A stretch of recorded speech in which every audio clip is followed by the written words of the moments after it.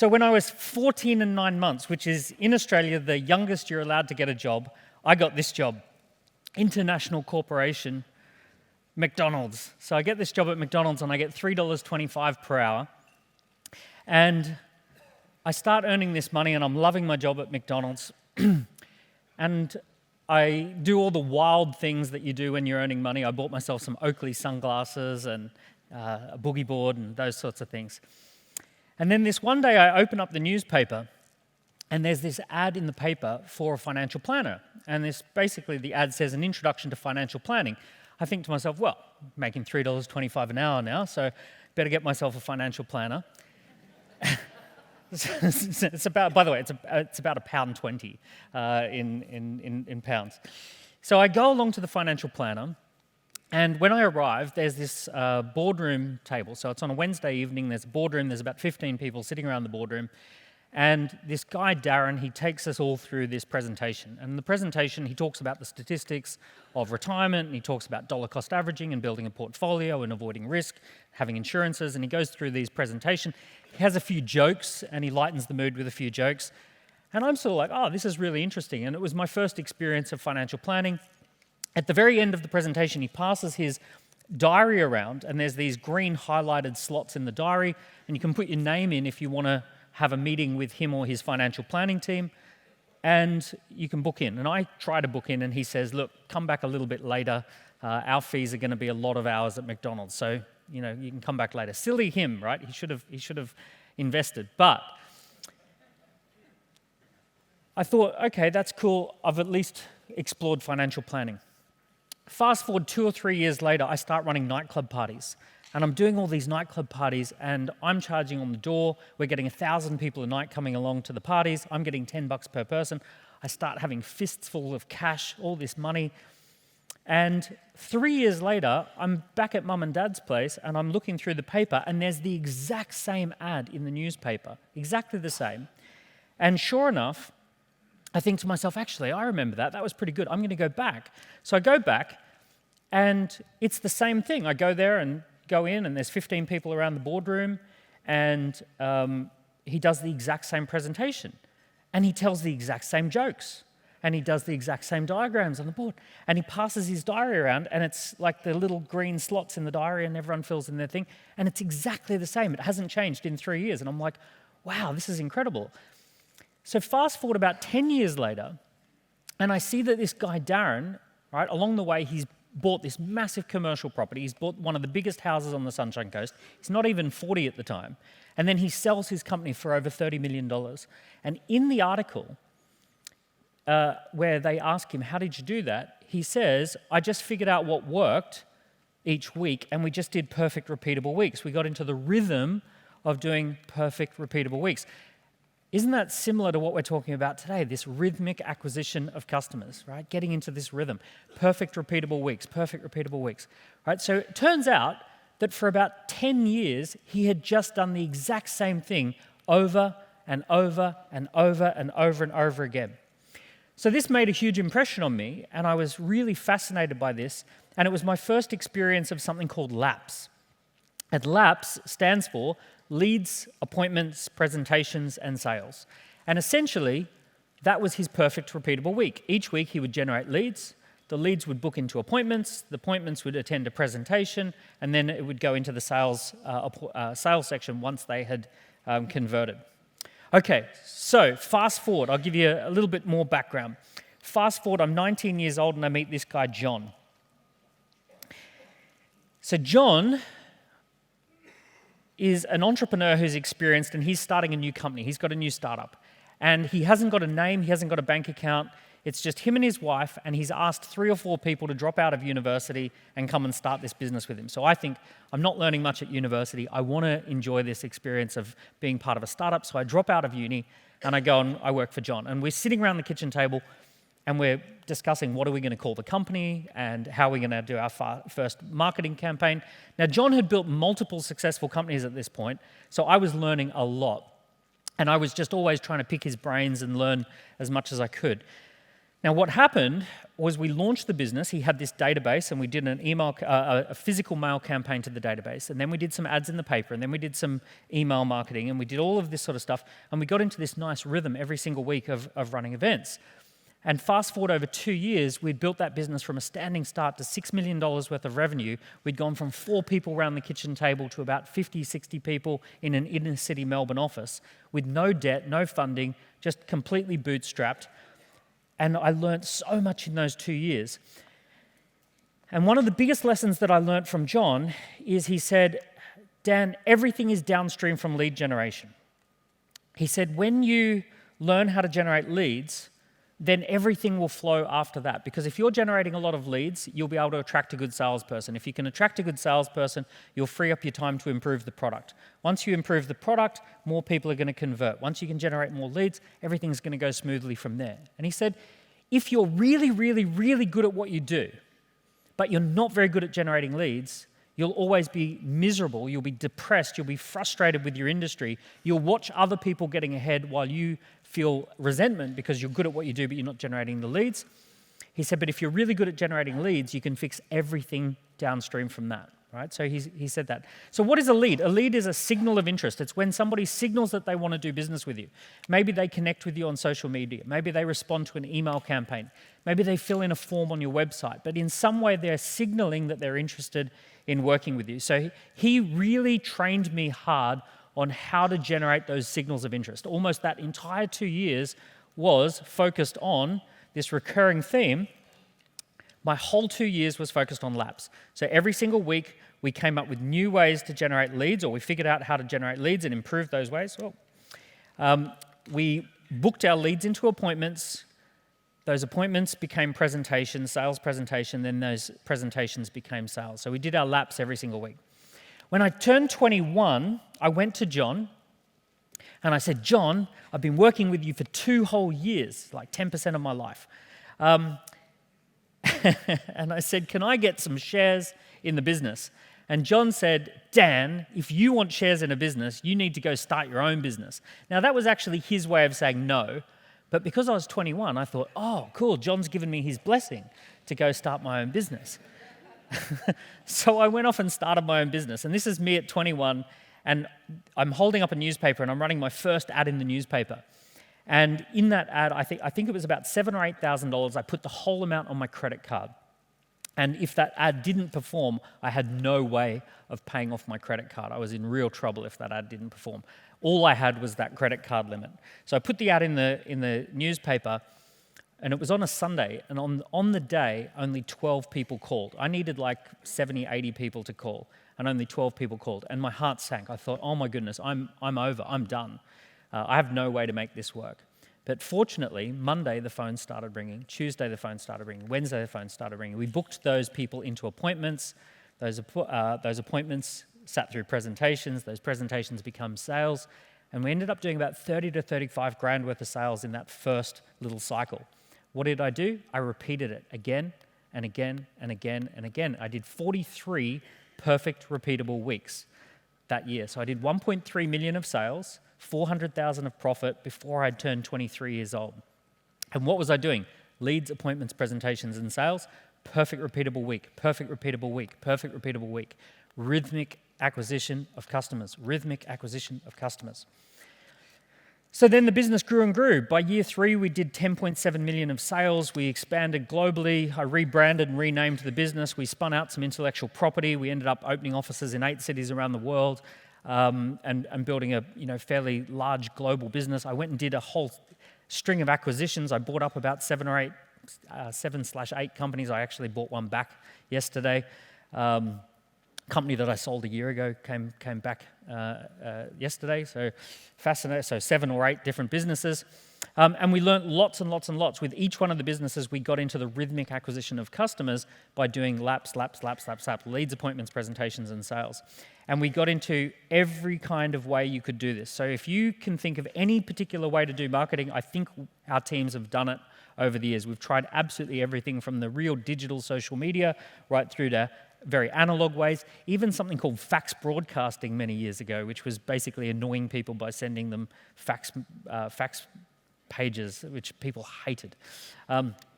So we've tried all the different ways to generate laps. And that's been the secret. And that's how we've grown multiple businesses in multiple countries all over the world, in different industries, the whole lot. But here's one thing I've noticed. Over the last 3 or 4 years, in particular, lead generation's gotten a lot harder for most businesses. And here's what I've noticed amongst the businesses that we've got. The first thing is that as you grow, you need exponentially more leads. Right? So you actually become less successful at converting leads as you get bigger and bigger. So when you first start out, you might only need 10 to 100 leads to make a few sales. So that's pretty cool. But if you get to be a big business, you need thousands of leads and tens of thousands of leads to cover your overheads. And the conversions drop as well. Even if you look at a big business like the Apple retail store, I think it's only a tiny percentage of people who actually buy anything. For every 100 people who walk in and out of the retail store, it's only 1 or 2 people who walk out having bought something. So as you grow, conversions typically drop from like 10% down to 2%. People have got very short memories in the TikTok age. So I don't know if you know this, but the average TikTok user scrolls the height of the Eiffel Tower every single week with their thumb, right? No kidding. So it's really driven a truck through people's brains. Who has spent any time at all on TikTok, right? Doesn't it make you absolutely mindless within like a couple of hours? It like does something to your brain. So it's really affected people. It's very hard to build a brand these days because people are so distracted. People expect to have a personal touch with your organization, but they don't want to do the personal touch until they've done all their research online. So it used to be that if you wanted to buy something, you'd talk to the business pretty early in the sales cycle. Now people talk really, really late in the sales cycle. So think about someone who wants to buy a guitar. They're going to do all their research online and then go to the guitar shop once they know exactly what they want. It used to be that you would go to the guitar shop first and talk to someone about which guitar you should get. So things have really changed for lead generation. But fortunately for us, we solved this problem in a really meaningful way back in 2015, 2016. And we did that by launching something called an online assessment. So the online assessment has become the backbone of all of the business growth that we've had. The online assessment is our #1 sales tool. It's absolutely remarkable how effective these online assessments are. You might call them quizzes or tests or profiles, or any of those sorts of things, but this is what we did. So in 2015, we launched this. It's called the Key Person of Influence Scorecard. And it basically says, discover your influence score and increase your ability to influence. And you click the button, it asks you your details, so it captures your contact details, and then it asks you 40 questions, yes or no. So you go through really simple. And these questions are really easy, right? Can you clearly articulate your business's big vision without people thinking that it's strange? Yes or no? Have you written a blog or an article in the last month? Right? Yes or no? If somebody Googled your name, would they find that most of page 1 is positive links featuring you? So people go through and they get in the habit of just going yes, no, yes, no, yes, no. There's 40 questions. And then at the very end, it tallies it all up and it presents you with a report.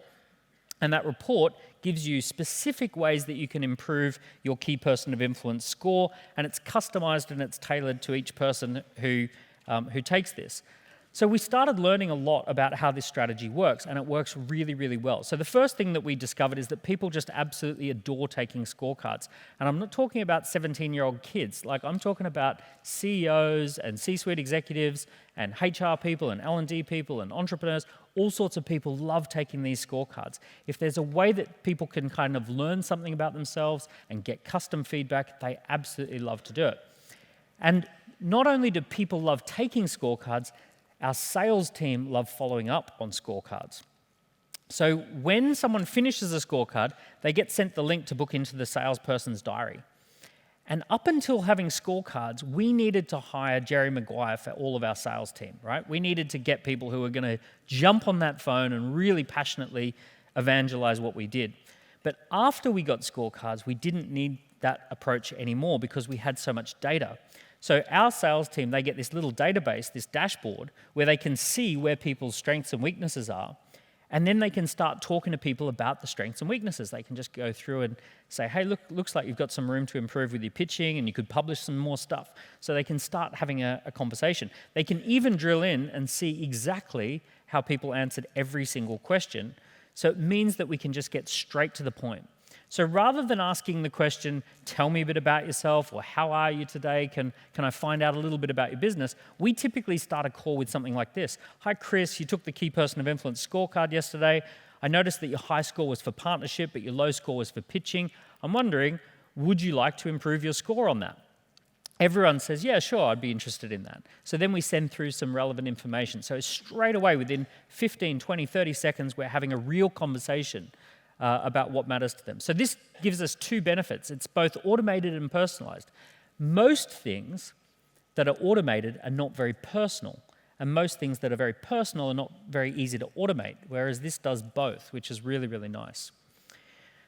So I want you to imagine that you've got one of these quizzes or one of these assessments in your business, and that people start filling it in. People start taking your assessment. The question I've got for you is this one. How many leads would it take to change your life? So I want you to have a think about this number.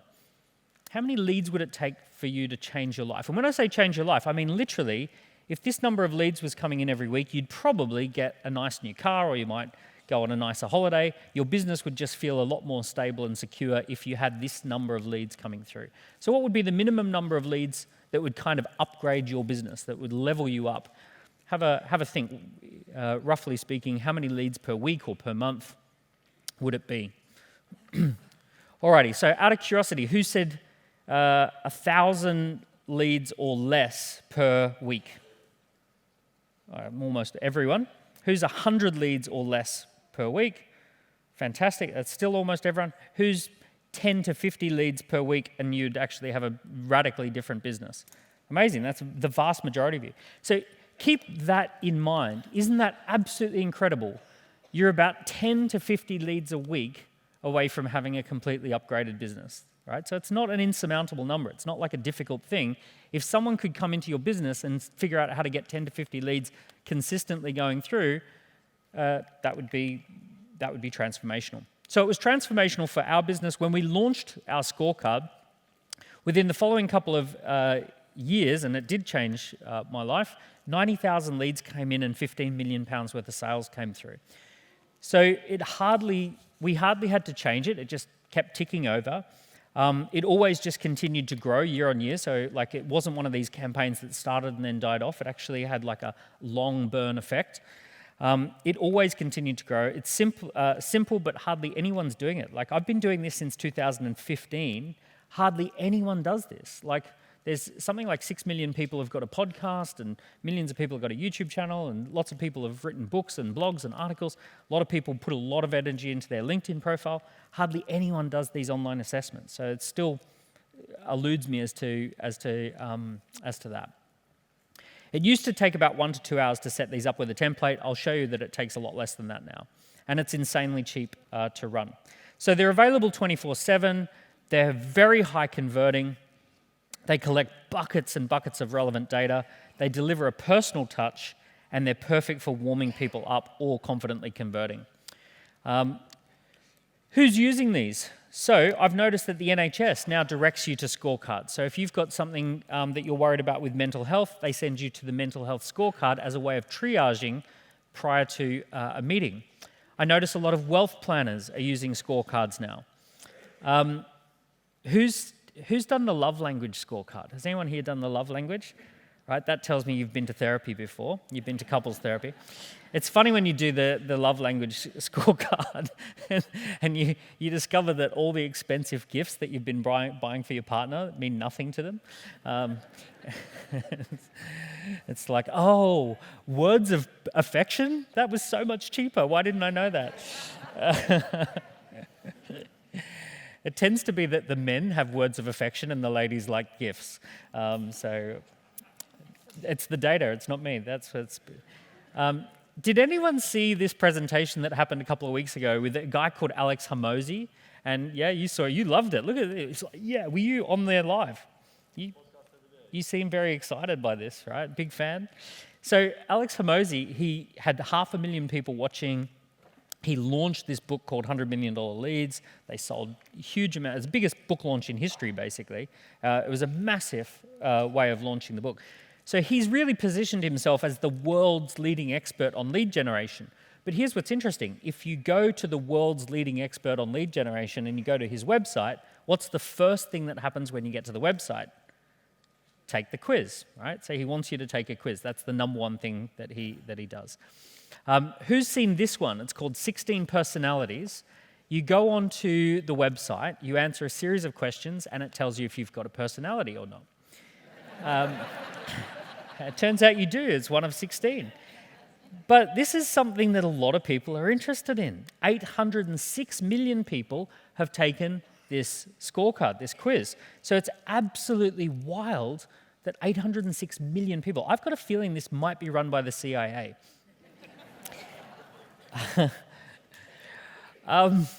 So you would have seen Myers-Briggs and Love Languages and Wealth Dynamics and all of these different ones. Jay Shetty, he loves quizzes. So Jay Shetty has this issue where he's got 15 to 20 million people following him on all his social media profiles, but he doesn't own that data. If, for whatever reason, if he got cancelled or if Instagram changed the algorithm or something like that, he may or may not be able to access all of those people. So what he's been quietly doing over the last few years is he's been posting, take the quiz, take the scorecard.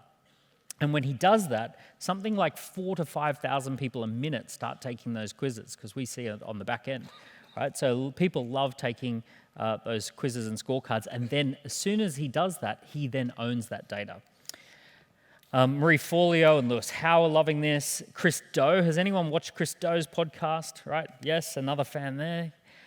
So he's loving scorecards, right? So all of these leading thinkers in marketing and entrepreneurship, they're all using these.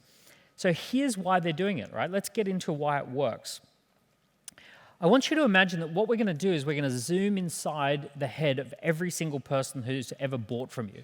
So every single person who's ever bought from your business buys from you for the exact same reasons. There's only a few things going on, right? But it's the same theme as to why every single person buys.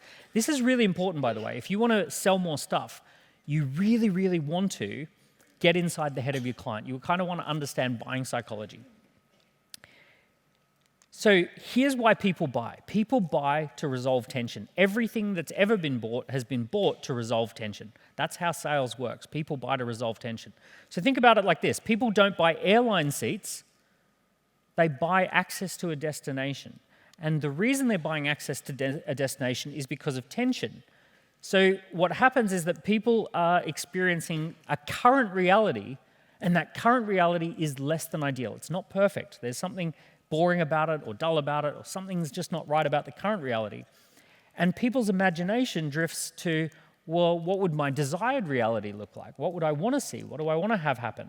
And they start to think about the gap between where they are and where they want to be. And then they think to themselves, oh, there's all these things that have to be done if I want to go there. If I want to get there, there's all this stuff that has to happen.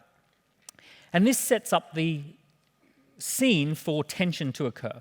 So I want you to imagine this, by the way, this diagram I'm about to show you, this is how I start every product conversation, every sales, when we're doing sales scripts, when we're doing marketing materials, when I'm writing a book, all of it starts with this diagram. I always begin with this. It's almost like, I think of this as almost the DNA of value.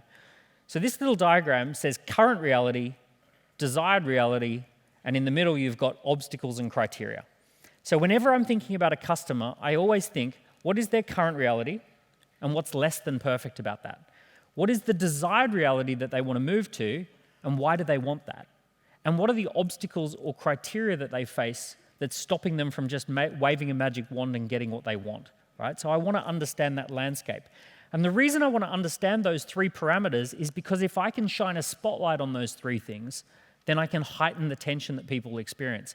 Every single time people become more clear about their current reality, their desired reality, their obstacles and criteria, they experience greater and greater amounts of tension.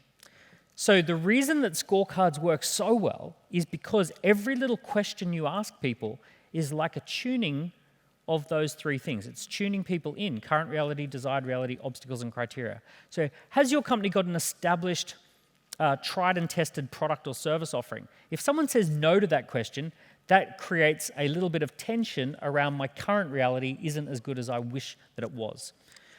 Do you have a set process for following up with leads and delivering on sales as they come through? If someone says no, oh, that's a little bit more tension. So we're creating little micro bits of tension. We're moving those little parameters. We're moving the current reality back a little bit, the desired reality forward a bit, the obstacles a little bit higher, and that's creating that tension for people. And then when people see their results, it kind of summarizes all that tension, and it gives them a kind of almost a game to play to improve their results. So these assessments lay out a gauntlet for people to go through. So the scorecard highlights tension, and it helps people to get clear about why they want to buy. And this is why we've seen, in many cases, a 10 times increase in conversion. So we see many of our clients go from 2 to 4% sales conversions to 20 to 40% sales conversions because they can clearly articulate that tension. The next thing that we've learned, right, we've got 4,500 people doing this, and we're collecting 150,000 leads plus per month. The next thing we've learned from that experience is this one. People have dormant desires. So when you're talking to your customers, what we've discovered is that they give you some surface level reasons as to why they want to buy. But deep down underneath those surface level reasons, they've got the real reasons that they want to buy. Now, this is especially true if you sell to corporate. Does anyone here sell to corporate, that your clients are typically corporate? My goodness, they keep this stuff buried deep below the surface, right? But they've got their real reasons that they will tell you, and then they've got their the reasons they'll tell you, and then the real reasons that sit below the surface. Now, here's the craziest thing. We've discovered that people will tell a robot almost anything. Like, if you were to ask some of these questions, some of the questions that we have in these scorecards, you would never ask this stuff if you were sitting opposite someone, but people will just answer. They just get in the habit of click, click, click, click, click. It's like, oh yeah, how big is the business, and how many employees have you got, and you know, you're happy with the profit margins, what color's your knickers, right? Boom, boom, boom. just super wild. So it's a very, very fast way to surface the underlying issues. It would be extremely hard for you to ask your customers 40 questions in 3 minutes. Like, there's no way they would let you do that, but they will do it if they're filling in an assessment. The next thing we've discovered is that people just love to score and improve, right? There's this term called gamification. Gamification basically means you turn something into a game. You give people a way of scoring, so you create a scoreboard, you create little ways for people to improve, you allow people to know where they are now and where they could get to if they follow a plan, right? And this gamifies stuff, and people love gamification. Gamification is actually pretty simple. So for example, we love to score and improve things. I've got 3 little kids, 5, 6, and 9. If we put the height chart up in their room, that's called gamification, right? They will walk up to the height chart. No, they actually don't do it like that, do they? They do it like that. They go, wow, look how tall I am. Right? So they gamify. Parents in the room, you'll know that gamification works wonders, like little gold star things. You know, you get a gold star every time you put the plates in the dishwasher, and you know, it all adds up. And amazing how hardwired that is. When I work with much bigger companies, we just put a dashboard in place and we put bonuses attached to the dashboard. It's literally the gold star chart for grown-ups. But it works. So think about it like this. Your job is to create that tension, but then what you want to do is show people a path of least resistance for going from their current reality to their desired reality. And you want to tell people that there are little milestones to go along the way. So whatever it is people want to achieve, you want to say, hey, look, there's an easy path of least resistance. That's what we do. And here's how you're going to be able to measure your success. If you can do this, these are the categories that will be able to measure success for you. And people just absolutely love doing this stuff. It creates a game. It almost transfixes people's attention when they have that game in front of them. The next thing that I've learned over the years with making sales, and I've run sales teams with hundreds of people, this is a big one, and this one will give you a lot more sales. You have to, if you want to make lots of sales, you have to get left brain and right brain to agree. So there's a lot of people out there who falsely say that you should really only make sales by stirring up emotions. And they say people buy with emotions. People buy with logic and emotions. It's actually that you need both. The reason that Rolex watches have become so successful is because they get left and right brain agreement between logic and emotion. So the logic of buying a Rolex is that they hold their value. And they actually really do hold their value. You can buy a Rolex for 10 grand and you can sell it for 10 grand. In some cases, with some models, you can sell it for 11 or 12 grand. They actually go up in value because they have an 18-month waiting list or something like that. And people will buy them for slightly more than retail price. So at the very least, they actually hold their value really, really well. So your logical brain can relax. It can go, well, it's not really, I'm not splurging on myself, I'm investing. It's a store of wealth. And then the emotional brain, now that the logical brain is happy, the emotional brain can say, oh, I like the Rolex. It's like status and it's cool and it makes me, look important. So it's like left brain, right brain agreement. Suddenly it's like, this is something I'm going to go ahead and buy, even though it's ridiculously, silly expensive, right? So if you can think about how do we get the left brain and the right brain to agree? So I asked a friend of mine who's a doctor about this, and they said, oh, we do this as doctors. So when you come in, we know that you're typically very emotional about your symptoms. So we always ask the question, on a scale of 1 to 10, how bad does it hurt? And what that does is it moves you from being emotional to getting your left and right brain talking to each other, and actually it kind of gets agreement between left and right brain. So they said this is one of the most really powerful questions that people have when they visit a doctor. This is one of the most powerful questions doctors have. So what's really nice is that when people answer emotional questions and then they get a logical score at the end, you're actually getting left brain, right brain agreement. So you're getting the two parts of the brain to start moving in the right direction. You're creating alignment between these two things. So essentially, what you're going to do is you're going to give people something to measure, where are they now, where they could be, and then you're going to give them a score, and all of that's going to combine to create alignment inside someone's mind. So these are really, really powerful for that reason. There's one final thing I want to talk about before we move on, and I share with you how to actually set these up and how they work. And that is a really important distinction about the year 2023 versus the year 1923. So if you went back 100 years, the people who were the most successful in business were the people who manufactured supply, right? So we have this term called gross domestic produce, because it's how much can you produce. And the default assumption is if you can produce it, you can sell it. So essentially, the whole wealth 100 years ago went to people who came up with innovations like the assembly line. And that was because it was very difficult to assemble things or make things. If you could set up a scissor factory, let's say, you might need 50 people or 100 people, and you're going to have this scissor factory. If you can produce those scissors, well, you'll definitely sell them because there's lots of people who want a pair of scissors, right? And if you can make them, fantastic, you're going to sell them. If you think about today, the problem today is not the assembly of the product, right? We actually have way too many products. We have way too much stuff. If you go on Amazon and do a little search for scissors, you've got giant novelty scissors, you've got tiny little scissors for a handbag, you've got medical scissors, you've got different color options, you've got gardening scissors, right? Just hundreds and hundreds of pages and pages and pages of scissors. And most of them can't sell their scissors, right? So the issue is not manufacturing things. The issue today is manufacturing demand, right? The people who are making the biggest fortunes are the ones who have figured out how to do a production line or an assembly line for building people's desire. So in some circles, they call these marketing funnels. Some people call them product experience journeys or buying journeys. But essentially, it's a manufacturing process, but you're manufacturing demand. What you're doing is you're starting with a small amount of desire, and you're heightening that desire through different contact points, different digital assets, and you're creating a nice little funnel where people go from having a small interest to a big interest by manufacturing the demand. And you want to measure key steps along that process. And the key steps you want to measure, it's actually what we've been talking about. For most of you, it's not all of you, but some of you and most of you would be leads, appointments, presentations, and sales. So if you want to get good at manufacturing demand, you want to put a big poster up on the wall, and you want to say, how many leads do I generate per week? How many appointments do I book in? How many presentations do I deliver? How many sales do I make? And you want to track and measure that and see if you can get into a rhythmic acquisition of customers by just saying, yep, you know what, it's pretty rhythmic. It's just like every week we get leads, appointments, presentations, and sales.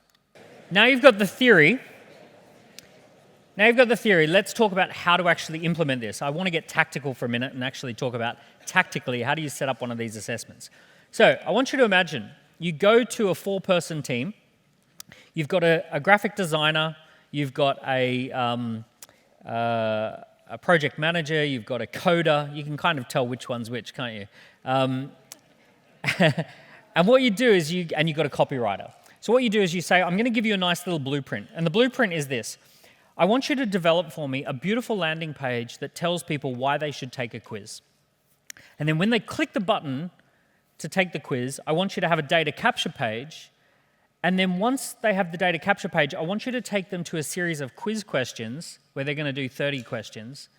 And then I want to create a dynamic results page where, depending on how they answer the questions, it's going to present different options for them and different content for them. Right? So that's the brief to your design team. And then once you've done that, I want you to create some Facebook posts, LinkedIn posts, Twitter posts, X posts, and I want you to put all of that together so that I've got all the content, all the copy. So I want all the copy written.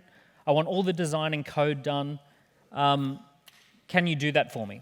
So the question I've got for you, if you were to do that today, how much would you spend on that? Like, what would you expect to spend? Who thinks it would be more than £500? Yeah, okay, fair enough. Who thinks more than, say, a week?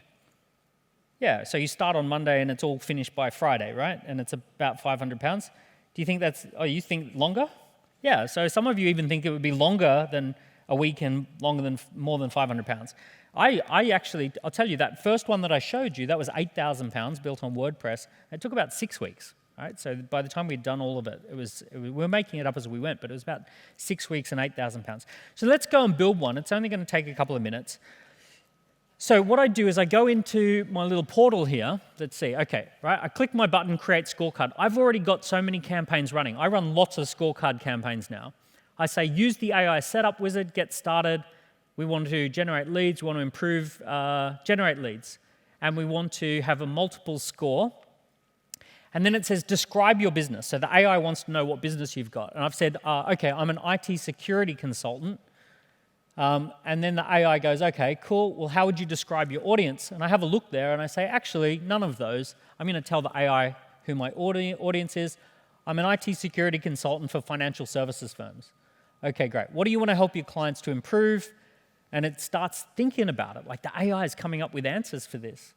So it comes up with, like, prevent data breaches. And it says, let's come up with a concept for the scorecard. So it just starts coming up with concepts for your scorecard. Now, you can obviously pick one. You can just edit it a little bit. So I'm just going to change it a little bit here, make it fortify your financial services. Right, so I'll do that. Click there. Now, choose what you want to score people against. It's going to come up with categories that you can score people against.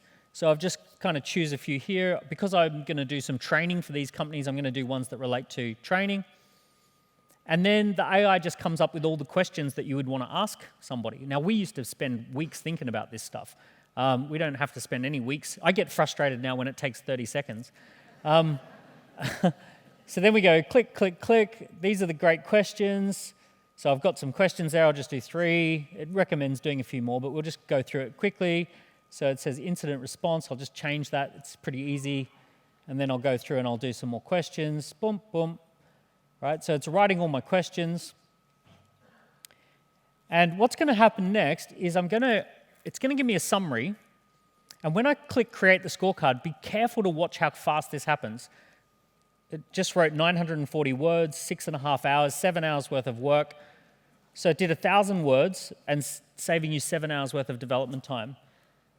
Then on top of that, it's already started building the landing page, the data capture form, the questions. So I go in there, there's the landing page. It went in and it found an image that it thinks is a suitable image, but you can pretty easily change that. You can change the copy just by typing on it like it's a document. So it's all very super simple. It's already figured out how many questions you've got, so it's put that in there. I can just change the image because I'm not happy exactly with that image, right? So all the images are already in there, so I just go boom, have that image, right? So it's found all of those relevant images, so you just choose one. And okay, so we're like a minute and a half in so far, right? And we've already got the landing page done. Now we go to the questions, and it gives you all the questions, but I want to add a couple of questions. I want to add what I call a Cinderella question. So a Cinderella question is one that helps me identify my perfect customer. So are you interested in training your team on this stuff, whatever this stuff is? So I go, yep, I can just write in there.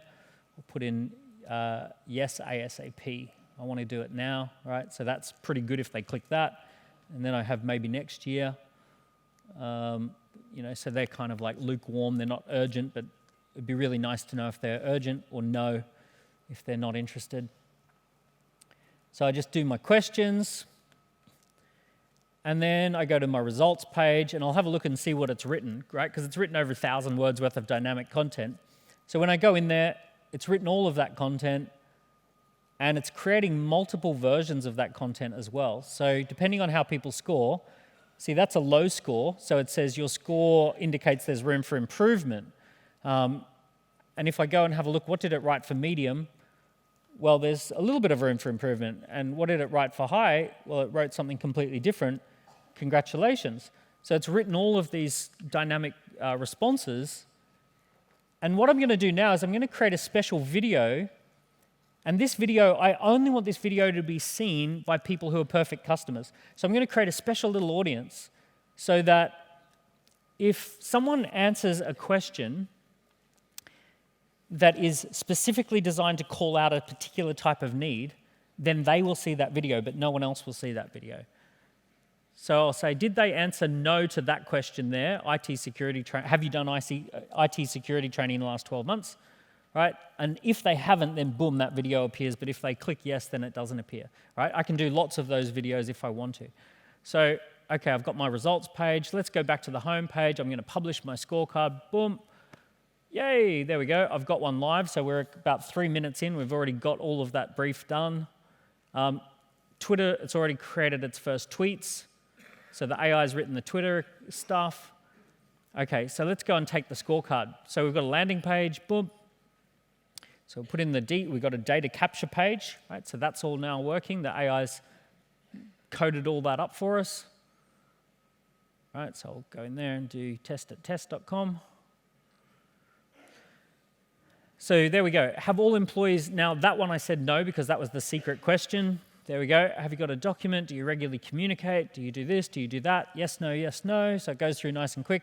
So it's all nicely coded up. I can put my logo up there if I want to put my logo up there. And then bang, I've got my result. I scored medium for all of them. And there we go. So it's written all of that content.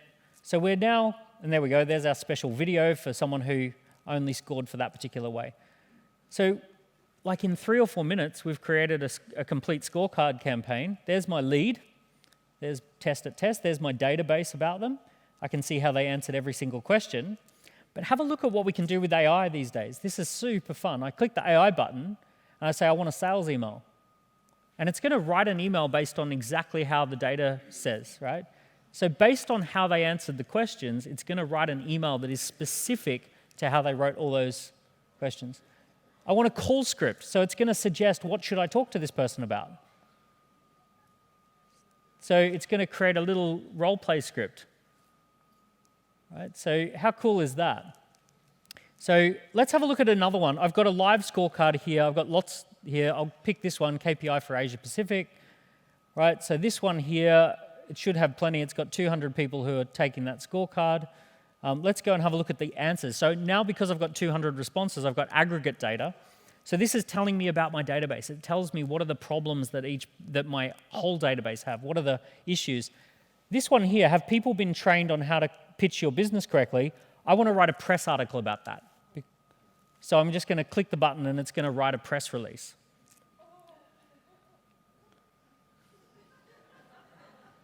Someone's excited. I feel this way when I talk to the developers and I'm like, So we've got 29 ways to launch it. I can link it up with my tech stack, right? Just pushing buttons and it all does it. I've got lots of nice data coming in. I can see all of my leads coming through. So there you go. How's that? We just, in like 6 minutes, we just created a whole campaign and we launched it. Pretty cool?